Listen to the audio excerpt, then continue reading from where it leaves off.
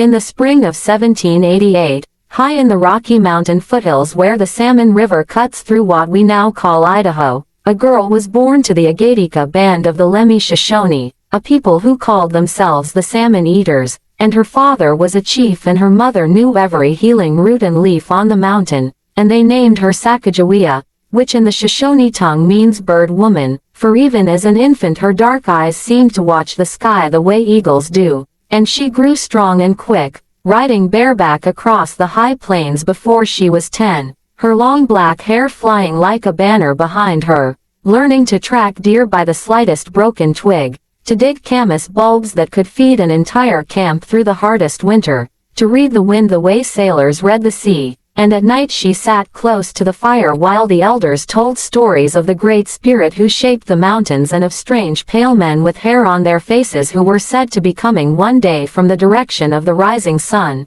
and she listened with those wide watchful eyes, and no one could have guessed that she herself would one day guide those very pale men across half a continent and change the map of a nation forever. But when she was only 12 years old everything she knew was torn away in a single summer afternoon. For on a bright day in the year 1800 while she and several other girls were gathering berries near the Lemhi River the ground suddenly shook with the thunder of hooves and the air filled with war cries and whistling arrows, and Hidatsa warriors on horseback swept down like a storm from the northeast, enemies who had come hundreds of miles to raid, and some of the girls were killed where they stood while others, including Sacagawea, were thrown across saddles and carried away screaming into the dust. And for days she rode bound and terrified across the endless plains until at last she reached the Knife River villages in present-day North Dakota, and there she was sold as a slave to a Hidatsa family, and for the next 4 years she worked from dawn until the stars came out, hoeing corn in the river-bottom fields, scraping and tanning buffalo hides until her hands bled, hauling water and firewood, speaking little, her heart turned to stone yet her spirit unbroken, and the Hidatsa called her Sacagaweas, and the fire in her eyes never went out. And then in the bitter winter of 1804 a rough French-Canadian fur trapper and trader named Toussaint Charbonneau came to the villages looking for wives who could help him in the fur trade, for a man with Indian wives was welcomed everywhere, and he already had one young Shoshone woman called Otter Woman, but when he saw 16-year-old Sacagawea he wanted her too, and he either won her in a gambling game or simply bought her. The records are unclear, but either way she became his second wife and moved into his lodge, and within weeks she discovered she was pregnant, and on the 11th of February 1805, in the middle of a howling Dakota blizzard inside the rough log walls of Fort Mandan where two American captains named Meriwether Lewis and William Clark were spending the winter with their Corps of Discovery, Sacagawea went into labor, and the birth was difficult, and the French interpreter suggested a rattle made from a rattlesnake tail might help, and it did, and she gave birth to a healthy son she named Jean-Baptiste Charbonneau, and Captain Clark immediately nicknamed the baby Pomp or Little Pomp because he bounced like a little leader, and the child was only 55 days old when destiny stepped in again, for President Thomas Jefferson had ordered Lewis and Clark to find a water route all the way across the continent to the Pacific Ocean, and they knew that once they reached the Rocky Mountains they would need horses from the Shoshone people, and they needed someone who could speak the Shoshone language, and Charbonneau claimed he could interpret, and he insisted on bringing his young wife because she was Shoshone, and so on the 7th of April 1805, 17-year-old Sacagawea wrapped her newborn son in a cradleboard, tied him to her back, stepped into one of the big pirogues, and began the greatest journey in American history, the only woman, the only mother, the only native person among 33 explorers who were about to cross a continent that no American had ever mapped, and up the wide Missouri they rode and pulled and sailed, day after day, week after week, through endless prairie and sudden thunderstorms, past herds of buffalo that darkened the plains and grizzly bears that stood taller than a man on horseback, and Sacagawea walked for miles along the riverbank when the boats were slow, gathering wild artichokes and prairie turnips and currants that kept the men's gums from bleeding when scurvy threatened,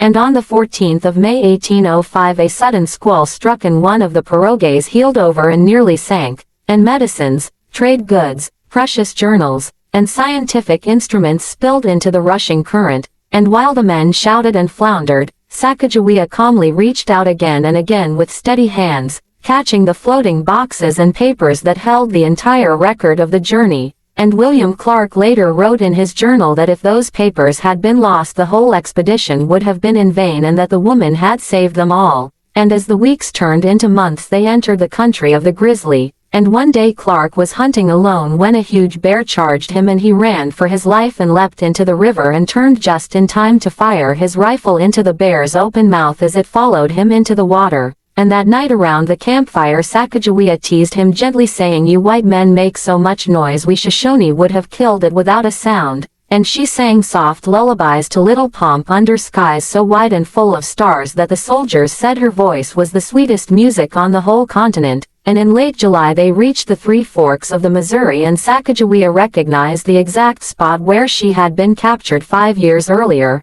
And she pointed out the beaver dam and the very place on the riverbank where the Hidatsa had surprised them, and the men were astonished that a teenage girl remembered every detail after so long. And then in August 1805 they finally reached the Continental Divide, and Sacagawea looked up at the familiar peaks and cried out, "This is my home." And soon they came upon a band of Shoshone led by a chief named Kamehawait. And when Sacagawea was brought forward to translate, she stared at the chief and suddenly began to tremble and then to cry, for Kamehawait was her own brother whom she had not seen since the day she was kidnapped 15 years before, and brother and sister fell into each other's arms and wept while the astonished captains watched. And Lewis and Clark desperately needed horses to cross the Bitterroot Mountains before winter closed the passes, and Sacagawea translated hour after hour, persuading her brother and her people to sell the expedition 29 horses and to provide a guide named Old Toby. And historians agree that without Sacagawea's diplomacy the Corps of Discovery would have perished in those mountains, and so they loaded the horses and began the terrible crossing of the Bitterroots in early September. And snow came early and deep, and game disappeared,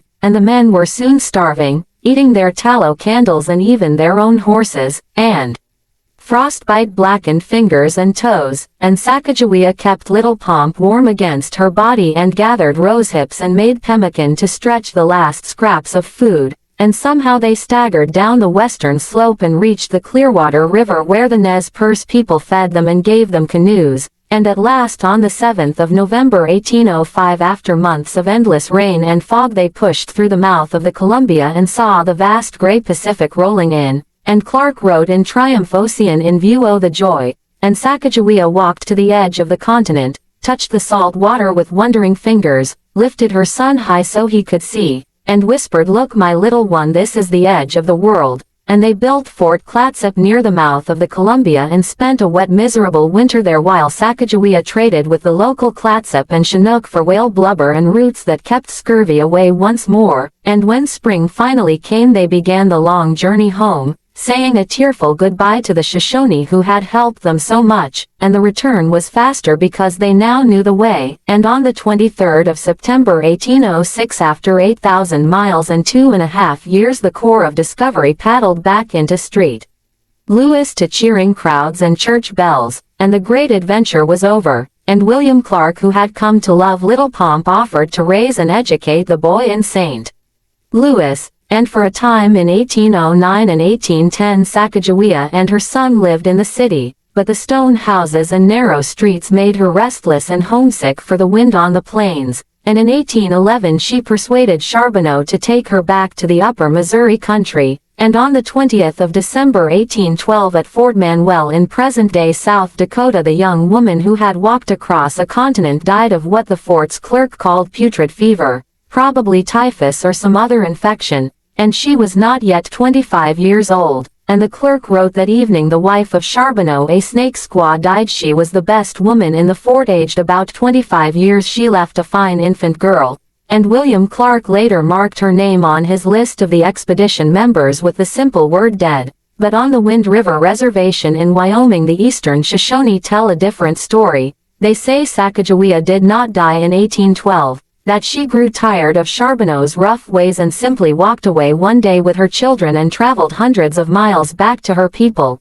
That she remarried a Comanche man and later returned to Wyoming, where she lived a long and honored life. raising more children and telling the young ones about the great journey with the white captains, and that she died on the 9th of April 1884 at nearly 100 years of age and was buried with full honors at Fort Washakie as Basil's mother Porivo, and her grave is still there today, covered with offerings of beads and sweetgrass and visited by thousands who believe the grandmother came home. And historians argue over documents while the Shoshone simply smile and say we know our own. And whichever ending is true, one thing is certain: Sacagawea, the teenage mother who carried her baby across mountains and rivers and deserts for 8,000 miles, who saved the expedition more times than anyone counted, who spoke for peace when strangers met her people, whose calm courage and quick mind turned the dream of a nation into reality. She became the most famous Native woman in American history. Her face appears on the golden dollar coin with little pomp on her back, the first Native woman ever honored that way.